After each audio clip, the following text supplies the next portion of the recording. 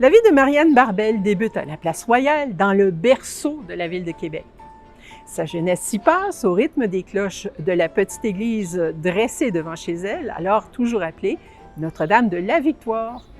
Elle épouse un voisin, le négociant Louis Fornel, et ensemble, ils s'établissent à leur tour à la Place Royale et y élèvent leur famille, leurs enfants, et tiennent leur magasin.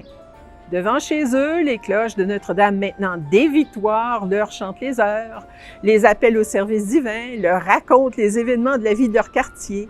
Le glas des obsèques les incline au recueillement.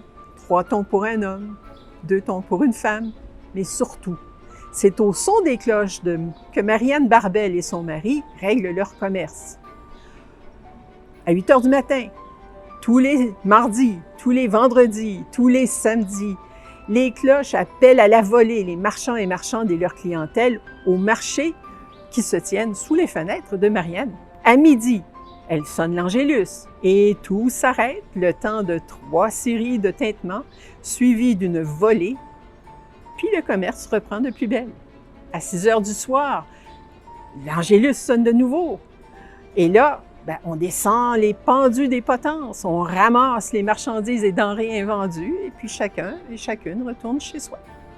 Les jeudis, les cloches appellent les marchands et les marchandes à venir régler leurs affaires, toujours au marché.